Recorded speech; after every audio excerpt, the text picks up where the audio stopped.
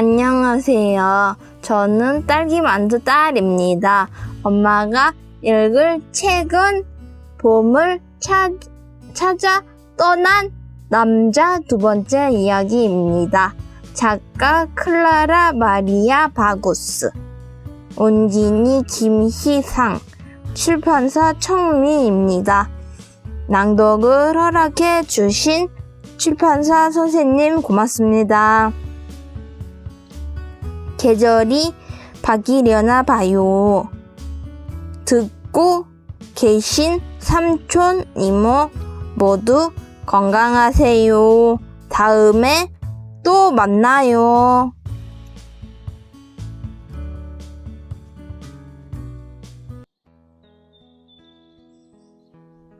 봄을 찾아 떠난 남자 두 번째 이야기.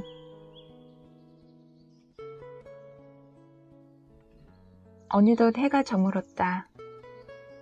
먼 길을 걸은 것보다 오늘 겪은 일들로 남자는 더 피로를 느꼈다. 끝없이 이어지는 상념의 바다에 잠긴 채 남자는 피로가 엄습하는 것을 감지했다. 방앗간을 떠나고 이미 꽤 먼 길을 걸었다. 그러나 어디에도 새의 흔적은 보이지 않는다. 그래도 남자는 희망을 버리지 않았다. 오히려 든든한 용기로 가슴이 뿌듯했다. 새를 찾아낼 수 있으리라. 어쨌거나 지금 바지 호주머니에는 생명력으로 충만한 금빛가루가 든 주머니가 있지 않은가. 방앗간 주인의 말을 차분하게 귀담아 들은 것은 잘한 일이다. 주인은 남자에게 길을 떠날 마법의 힘을 불어넣어 주었을 뿐만 아니라 많은 가르침도 주었다. 주인은 세상을 다른 누구도 아닌 자신의 눈으로 주의 깊게 보라고 가르쳤다. 앞으로 충분히 주의를 기울이기만 한다면 새는 반드시 찾아낼 수 있으리라. 남자는 자신했다. 남자는 그동안 많은 갈림길을 지나쳐 왔다.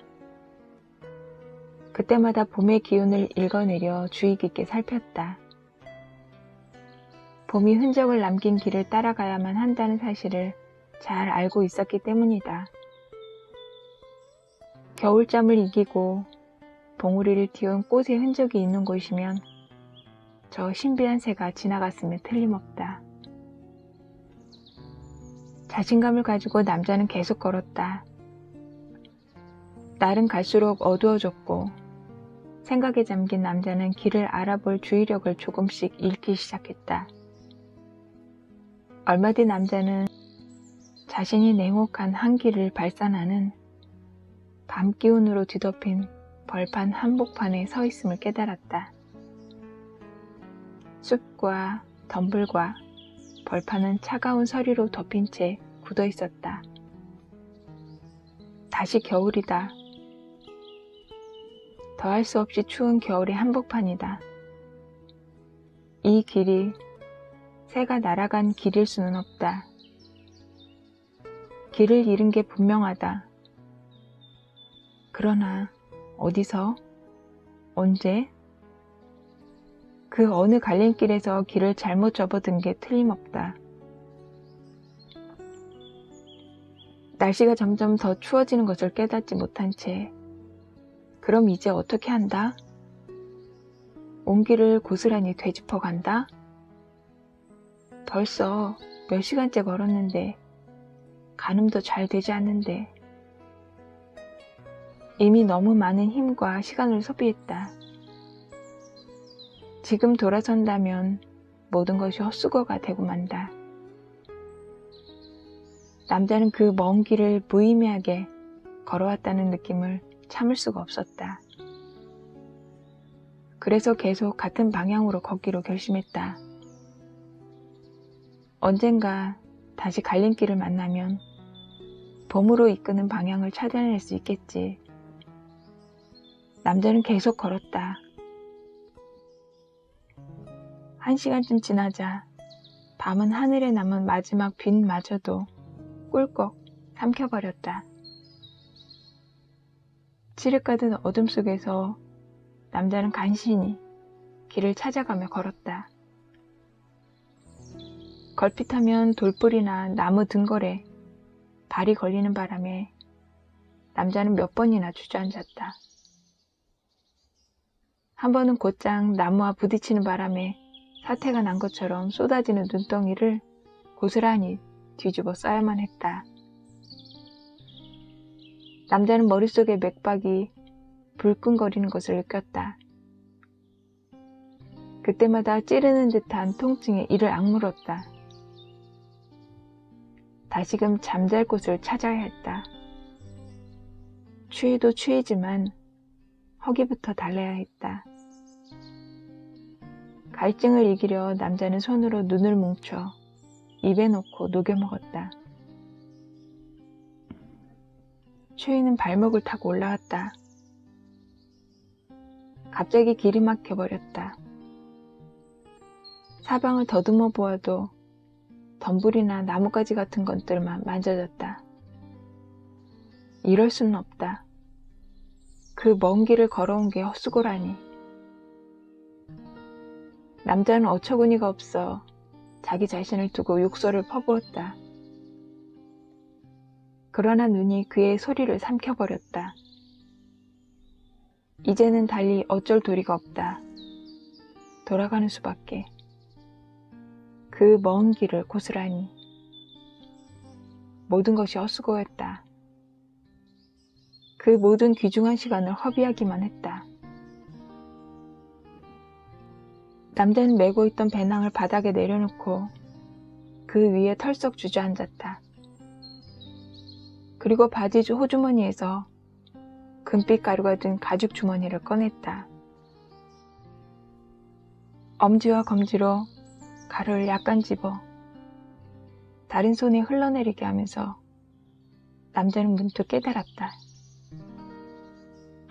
지금껏 인생에서 무엇을 잘못해왔는지. 항상 편해 보이는 방향만 골랐다. 다른 사람이 세운 이정표만 따라가며 다른 이의 발자취가 남아있는 길만 걸었다. 그리고 최악의 사실은 지금껏 그런 삶의 태도를 단 한 번도 바로잡지 않았다는 것이다. 길을 잘못 접어든 것이 분명해도 계속 같은 방향으로 걷기만 했다. 아무런 목표도 없이 몇 날 며칠을 허송하며 그저 언젠가는 모든 것이 저절로 좋은 쪽으로 풀리겠지 하는 허튼 기대에만 매달렸다. 다른 관점은 한사코 외면하면서 기존의 것에만 매달렸다. 용기를 내어 방향을 바꿀 생각은 꿈에도 하지 않고 잘못된 길에만 충실해왔다. 그래서 그의 인생은 미로 안에서 헤매며 빠져나오지 못했다. 한동안 남자는 배낭 위에 걸터앉은 채로 덜덜 떨었다. 마침내 달이 떠올라 눈 덮인 벌판을 비추었다. 남자가 새로 방향을 잡기에 충분한 빛이었다. 남자는 메모장을 꺼내 지금까지 걸어온 길을 가능한 한 정확히 그리려 했었다. 그런 다음 자리에서 일어나 금빛 가루가 든 주머니를 한쪽 바지 호주머니에, 메모장을 다른 쪽 바지 호주머니에 놓고 배낭을 맨 다음 돌아가기 시작했다.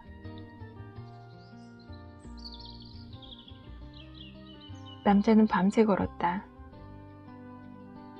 마침내 전날 저녁 간과한 게 틀림없는 갈림길에 도달했다. 남자는 너무나 지친 나머지 발에 생긴 물집조차 느낄 수가 없었다. 남자는 단호하게 지금과는 다른 방향에 있는 길로 접어들었다. 얼마쯤 걷자 기온이 확연히 따뜻해졌다. 왼쪽과 오른쪽의 지평선에 마치 붓으로 그린 듯한 부드러운 능선이 보였다. 잔설은 주로 봉우리와 능선이 만든 그늘에만 남아있었다. 맑은 하늘이 얼어붙은 웅덩이에 고스란히 비쳤다.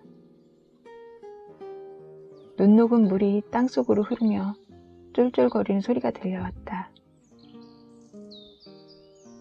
길에 남은 눈은 갈수록 줄어들었다. 이내 눈이라고는 보이지 않는 풍경이 펼쳐졌다. 첫 햇살이 숲의 이파리들을 비추며 감귤처럼 노란색으로 물들였다. 샤프란이 흙에서 고개를 내밀었고 밤나무에서 밤송이가 바닥에 떨어져 탁탁 터지는 소리가 났다. 이것은 봄이 아니라 가을이다. 시간을 되짚어 올라간 걸까? 반대할 방향으로 가더라도 목표에 도착하기만 하면 돼. 남자는 이렇게 중얼거렸다.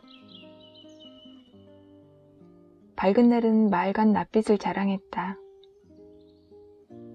툭 터진 광경에 남자는 속이 다 시원해지는 기분을 맛보았다.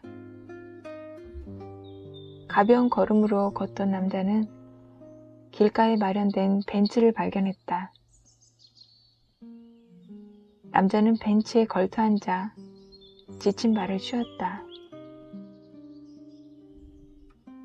그리고 메모장을 꺼내 다시금 기억나는 대로 정확히 길을 그려 넣었다. 메모장을 덮은 남자는 눈을 들어 자신 앞에 펼쳐진 길을 바라보았다. 방향을 바꿔 여행을 계속할 가능성을 잡아낸 것이 다행스럽게 여겨졌다.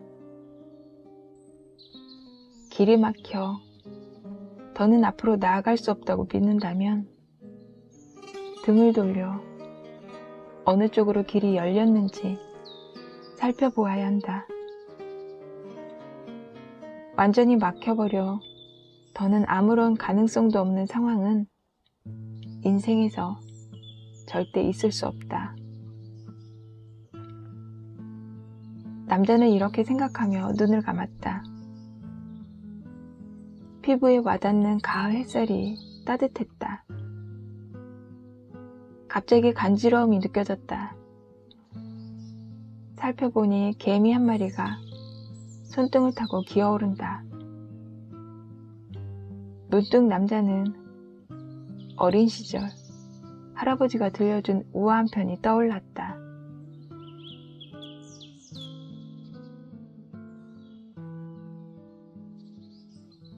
봄을 찾아 떠난 남자 두 번째 이야기, 오늘은 여기까지입니다. 앞으로 쭉 이어질 거예요. 들어주셔서 고맙습니다.